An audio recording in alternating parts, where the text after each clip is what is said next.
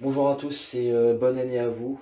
Je sais que ça fait longtemps, depuis octobre, que j'ai pas fait de vidéo concernant ce qui se passe dans mon master. Donc là, on va essayer de faire un petit récap de tout ce qui s'est passé. Bon, il y a eu le confinement, tout ça. C'est pour ça que j'ai pas eu envie de faire parce que je n'ai suivi aucun cours à distance, en visioconférence si on veut, parce que je déteste ça. Et je peux pas en fait. Je peux pas suivre un cours à distance devant l'ordinateur en direct. Donc ce que je faisais, c'est que je me contentais de ce qui était mis en ligne après, c'est-à-dire polycopie de cours, corriger de TD, etc. Bon, après, je travaillais beaucoup moins que avant le confinement, c'est-à-dire avant les vacances et tout ça. Donc voilà, c'était la merde. Et c'est la merde, de toute façon. C'est la merde ce semestre. Je n'aurai pas le semestre 1, je vous le garantis. À moins d'un miracle, mais c'est pas possible. Mes examens sont finis depuis aujourd'hui d'ailleurs, c'est le dernier aujourd'hui. Ça a commencé hier, on en a eu deux, et on en a eu deux aujourd'hui. Et voilà. Donc commençons par le commencement, c'est-à-dire, depuis que je vous ai laissé, qu'est-ce qui s'est passé? Ah oui, j'ai eu l'examen, je crois pas que je l'avais eu encore du coup. Examen d'analyse hilbertienne pour la première moitié du semestre. J'ai eu 7. J'ai eu 7. On a eu le résultat longtemps après, début décembre, je crois. J'ai eu 7. Bon, bah voilà. Je pensais avoir beaucoup plus quand même. Je dirais autour de 10, mais j'ai eu beaucoup moins. Donc 7 en analyse hilbertienne pour l'examen, sachant que j'avais eu 8,5 et 8 aux deux autres petits contrôles qu'on avait eu de 3 quarts d'heure, 1 heure. Donc la première moitié, bon bah cette UE elle est pas validée. Mais ça c'était une demi-UE en fait, comme je l'avais dit en fait dans une autre vidéo. On avait une autre UE après qui est l'analyse hilbertienne avancée. On est allé plus loin parce qu'on avait fini les distributions et là on a vu les distributions du coup plus en détail avec les distributions régulières, les espaces de Schwartz, le produit de convolution, transformé de Fourier, d'un produit de convolution et tout ça, etc. On a vu ça. Et on a eu l'examen hier, ça s'est pas bien passé. Non, ce matin, je l'ai eu ce matin, qu'est-ce que je raconte? Ce matin, ça s'est pas bien passé comme prévu, de toute façon j'avais prévu, surtout que j'avais pas fait grand chose, j'avais pas beaucoup révisé cette UE là, de toute façon, c'était trop tard. Il y avait trop de choses à voir et non. Ensuite, analyse numérique des équations et dérivées partielles. On a eu un compte rendu de TP à rendre en novembre. Et l'examen qu'on devait avoir début novembre, on l'a eu du coup, ça a été décalé 2 semaines après. Et ça s'est plutôt bien passé, à part... alors, on a eu deux exercices, ça durait 1 heure et demie. Le premier exo, j'ai fait une bourde incroyable. Voilà. C'était un exercice concernant la méthode des caractéristiques, ou je sais pas quoi, enfin ça date un peu. Mais c'était un exo sur une équation des ondes, il me semble, et il fallait passer par la méthode des caractéristiques et j'ai fait une bourde. Donc, on a eu le résultat aujourd'hui. On a eu le résultat aujourd'hui, j'ai vu ça sur internet tout à l'heure sur mon site. Et j'ai validé l'UE à 11 de moyenne, incroyable. Ça doit être la seule UE que j'ai validée, je pense. Parce que le compte rendu de TP, j'ai eu 3,5 sur 5. Et l'examen qu'on a eu justement en novembre, j'ai eu 7,5 sur 15. Donc c'est comme ça qu'ils ont fait la moyenne. Donc 7,5 sur 15, voilà. Donc à cause de justement l'exo 1, j'ai fait de la grosse compte, sinon je pense que j'aurais eu 2 points de plus. C'est dommage. C'est comme ça. Il s'est passé quoi? Analyse Bartienne, j'ai dit. J'aurais pas lu d'ailleurs. Analyse Bartienne, impossible. Surtout vu comment j'ai loupé l'examen ce matin, qui était pénible d'ailleurs. 1 heure et demie, deux exos. Je savais, je savais rien faire, j'ai l'impression. Mais le pire c'est les probas. Alors, probas. On a eu l'examen de la demi-UE, parce que là on a eu. Ça se découpe en deux UE aussi, proba et proba avancée. Donc, probabilité, la demi-UE, ça concerne toute la théorie de l'intégration et toute la théorie des probas en lien avec la théorie de l'intégration jusqu'aux convergences des probabilités, convergence presque sûre, convergence de proba, convergence en loi, et convergence LP aussi évidemment. Donc ça concerne tout ça, les 8 chapitres avec les fonctions caractéristiques, déterminer la loi d'une variable aléatoire ou d'un couple. Voilà, on a eu l'examen en novembre, pas simple du tout, vraiment beaucoup plus dur que celui de l'année dernière que j'avais regardé et qu'il avait mis en ligne, que je trouvais beaucoup plus simple. Mais vu que c'était à distance, je me dis, comme l'enseignant, il se dit bon, on aura tous les documents possibles, mais en soi ça change rien et du coup, ouais, il était vraiment plus compliqué. Je sais pas, je pense pas que j'aurai la moyenne. Je pense pas, j'étais très mitigé déjà quand je l'avais fini et quand je devais le rendre. Scanner et tout ça. Pour moi, je pensais pas avoir la moyenne. On a toujours pas les résultats, mais je pense pas que j'aurai la moyenne. Ça, ce serait bizarre, ou peut-être un 10, allez, vraiment à tout casser. Mais maxi. Et on a eu les 2 TP, du coup, oui, on a eu 2 TP à rendre aussi concernant les probas. Si tu veux, là, on sait toujours pas les résultats.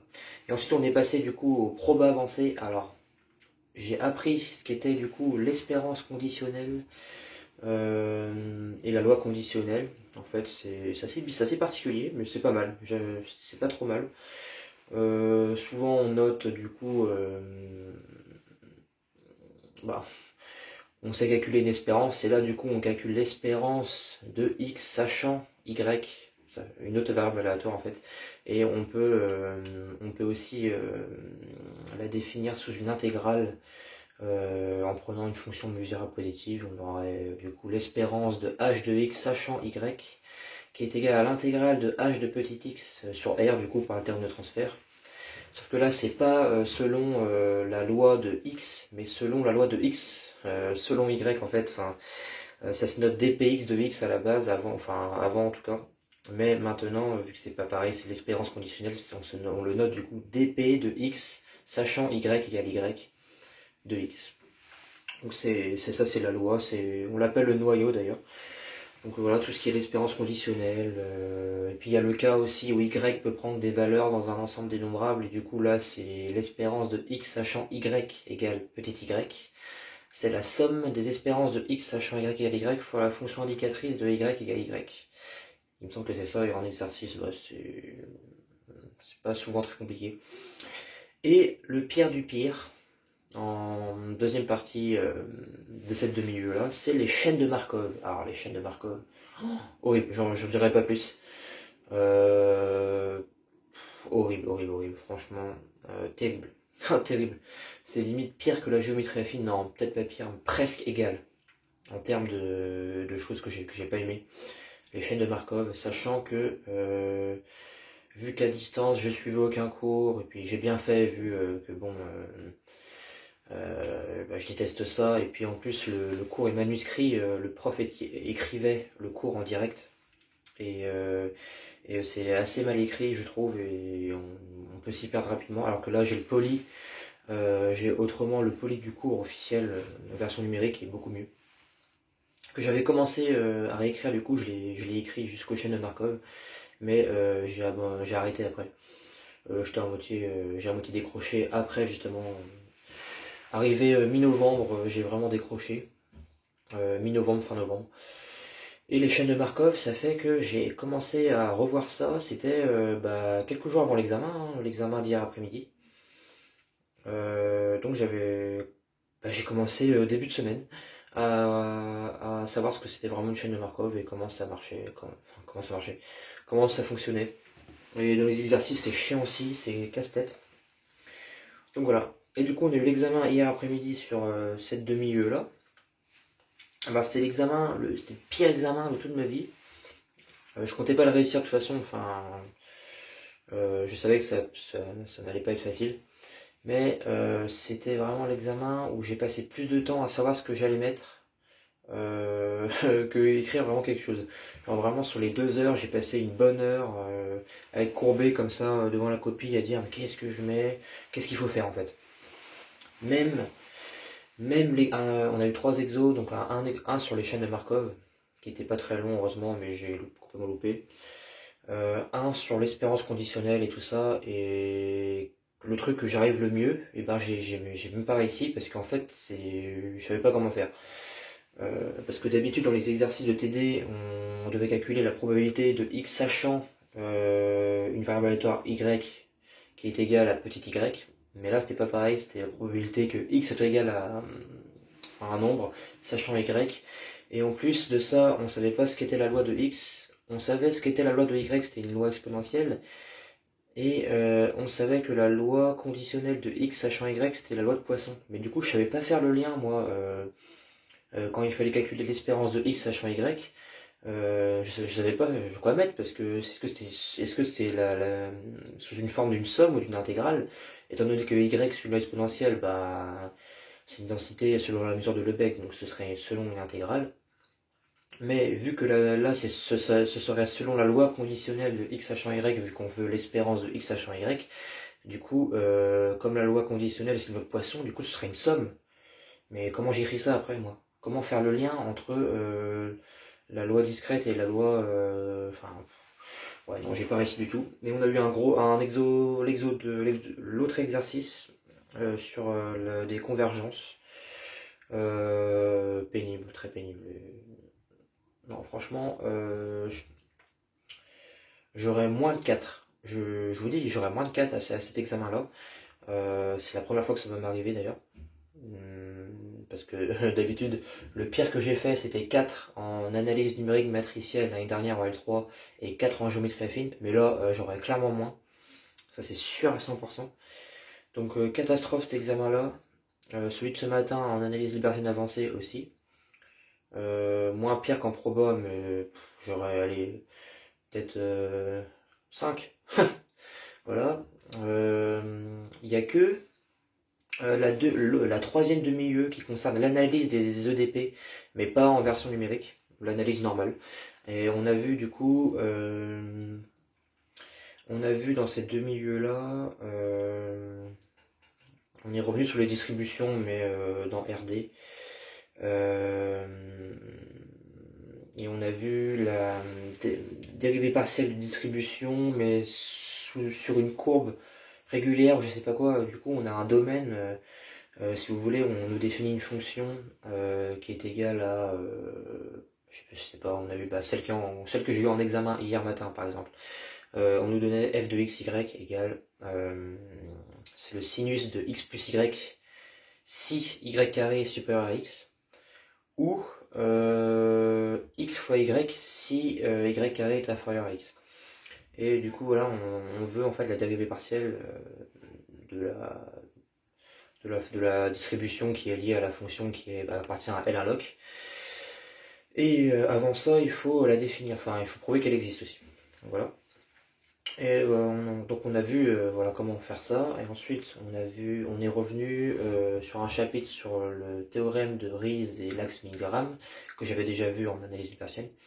Et ensuite on a eu un chapitre sur les espaces de Sobolev que j'ai vu du coup que j'ai appris parce que je savais pas ce que c'était. Et un dernier chapitre sur vraiment le but de l'UE, c'est l'analyse des EDP. Donc on nous donne, je sais pas, un problème avec une équation et des conditions limites, et en fait ce problème là il revient à trouver une unique solution U d'après le théorème de Lax-Milgram, tel que A de UV soit égal à grand L de V avec A une forme bilinéaire continue coercive et grand L une forme linéaire qui continue, et du coup on peut utiliser Lax-Milgram, et puis voilà. Et tout ça, ça dépend de plein de choses, les espaces de Sobolev, parce que du coup notre solution elle appartient soit, généralement dans les exercices, c'est soit H1, soit H01. Et des fois on a vu le théorème de trace aussi, dans les espaces de Sobolev, tout ça, l'inégalité de Poincaré, etc., etc. Ça c'est tout ce qui concerne cette UE. Et l'examen commençait bien hier matin, mais j'ai pas eu le temps de le finir. Il était long pour 1h30, franchement, il était très long, j'ai pas pu le finir. Je sais pas trop à quoi penser, on verra bien. Donc voilà sur ça. Et dernier examen, l'algèbre. Donc l'algèbre, on n'a pas de demi-UE, c'est une UE qu'on a sur tout le semestre, je le répète, de décembre jusqu'à maintenant c'est fini. J'ai dit décembre, non, septembre, de septembre jusqu'à maintenant. Et donc 13 chapitres, hein, c'est énorme sur les anneaux. Donc il y a 9 chapitres sur les anneaux et on a eu 4 chapitres sur les groupes. Le chapitre 10 c'était le rappel sur les groupes. Chapitre 11 on a vu les théorèmes de Sylow. Chapitre 12 le produit semi-direct. Et chapitre 13 un théorème de Gauss je crois. Je crois, ouais. Mais j'ai pas lu le chapitre 1. Donc voilà, un examen pas trop... Ouais, ça peut aller, je m'attendais à pire franchement. 4 exercices, 2 heures cette fois-ci. Un exercice 1, un mélange entre du cours et de la réflexion. Exo 2, un exercice classique je dirais, enfin classique non pas vraiment, mais on nous donnait un corps K, crochet X, et P un polynôme dans K crochet X qui est irréductible. Et il fallait que je montre pour la première question que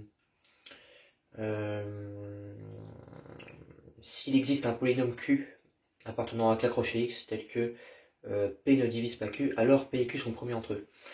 Je savais pas trop comment montrer au début, du coup j'ai montré ça par contraposé. Ça avait l'air de marcher, ce que j'ai fait. Question 2, il fallait en déduire que K crochet X sur l'idéal engendré par P était un corps, ça c'est facile. D'ailleurs je sais pas pourquoi c'était marqué en déduire, j'ai pas pu en déduire la question 1, j'en ai déduit en fait du fait que comme P est irréductible et que K crochet X était un corps, du coup tous ces idéaux sont principaux. Du coup l'idéal engendré par P est principal, mais dans un idéal principal, tout élément irréductible est premier. Et un élément premier est premier si et seulement si l'idéal qu'il engendre est premier. Et dans un anneau principal, un élément irréductible, c'est équivalent à dire que son idéal qu'il engendre est maximal. Et on sait qu'un un anneau sur un idéal maximal, c'est un corps. Donc voilà, j'en ai déduit ça. Et question 3, il fallait montrer que K crochet X sur l'idéal engendré par P est un K espace vectoriel de dimension égale au degré de P. Ça, je savais pas comment faire. Enfin, j'ai montré que c'était un sous-espace vectoriel de K crochet X. Par contre, pour le degré, la dimension, je savais pas. Et question 4, il fallait trouver un corps qui comprenait 4, 7, 8 et 27 éléments. Je sais pas, j'ai pas fait cette question. Exercice 3, un exercice classique qu'on voit souvent dans les sujets d'agrégation. On nous donne un anneau Z, crochet, racine de 3. Donc là, il n'y avait pas de I cette fois-ci. Souvent, il y a des I. Un crochet, là il n'y avait pas de I. Donc c'est l'ensemble des A plus B racine de 3 avec A et B appartenant à Z. Et voilà, pas mal de questions là-dessus. Et question 4, forcément un gros exo sur les théorèmes de Sylow. Voilà, que j'ai pas fait parce que j'ai pas eu le temps de finir. J'ai même pas eu le temps de faire l'exo 3. J'ai pas eu le temps de finir l'exo 3, mais j'ai fait quand même quelques trucs. Donc voilà, on va dire un petit 8. Un petit 8, ce serait pas mal. Ou plus, qui sait. Voilà. Donc le semestre 1 est terminé, la vidéo est très longue du coup, le temps de tout expliquer. Semestre 1 terminé, semestre 2 il va commencer la semaine prochaine, mais très peu de cours, mais de toute façon comme ça sera encore à distance, vu que ça va pas rouvrir les universités. Donc ça fait que je vais me contenter encore de seulement ce qui est mis en ligne. Voilà. Donc semestre 2, on aura moins d'UE parce qu'il y a un projet, il y a un mémoire à faire, une mini-thèse en fait de recherche. On est encadré par un chercheur. Il fallait choisir un sujet d'ailleurs de cours en décembre. J'ai choisi Borel-Notre-Radon, c'est le titre de mon sujet, c'est-à-dire que j'ai pas vraiment en tête le sujet, mais il me semble qu'il faut que je montre en fait qu'il existe une mesure de Borel qui n'est pas une mesure de Radon. Moi, c'est tout le titre en fait de mon sujet. Tout ça sur un espace de Lebesgue et c'est en binôme. Il faut faire un mémoire là-dessus. Voilà. Et ça va être compliqué parce que la seule référence bibliographique que le chercheur qui m'encadre nous a donné du coup, c'est un extrait d'un bouquin de 1997, mais de 4 pages, en plein milieu du livre. Mais il y a des notations bizarres. En plus, c'est en anglais. Oh là là, c'est en anglais en plus, alors ça va être compliqué. Donc sur tout le semestre, on aura ça, je crois que c'est CoF 9 en plus. CoF 9. Donc c'est immense. Et donc ça compte pour une UE. Et les 4 autres UE que j'ai, bah, il n'y en aura que 4. Alors que là, au premier semestre, j'en avais 7 quand même. Parce que j'avais 3 demi-UE. Enfin, du coup, non. 3 demi-UE, mais répartis du coup en 6 UE. Plus une UE générale d'Alchemy. Ça faisait 7. Donc voilà. Et l'anglais aussi, que j'ai passé du coup l'oral en décembre. Et on avait l'écrit à faire. C'était hyper long. Ça va, c'était pas mal. À l'oral, je crois que j'ai eu 11. On aura les notes bientôt. Donc je reviens au second semestre. 4 UE, calcul différentiel et géométrie. Je crains ça. Ensuite, de représentation linéaire des groupes finis, je crois que c'est... Alors ça va être horrible, je crois que c'est l'histoire de modules et sous-modules. Voilà. Théorie de Galois. Et une dernière UE, l'analyse. C'est la seul lieu d'analyse qu'on aura d'ailleurs, je sais plus ce que c'est. Voilà. Donc 4 UE comme ça, et l'UE de projet. Qu'on aura sur tout le semestre. Voilà. Je pense que j'ai fini tout ce que j'avais à dire. La vidéo est déjà très longue. Je sais pas si... Ah, ça me gratte le palais, désolé. Ah, c'est horrible. Les allergies. Donc voilà. Je vais sûrement oublier de dire certaines choses, mais c'est pas grave, je pourrais faire une autre vidéo pour ça. Si vous êtes arrivé jusqu'à là, faites-le moi savoir en commentaire en mettant année de merde. Voilà. Mettez année de merde pour montrer que vous avez été jusqu'à là, pour voir un peu. Voilà. Sur ce, du coup, je vous dis à la prochaine et prenez soin de vous.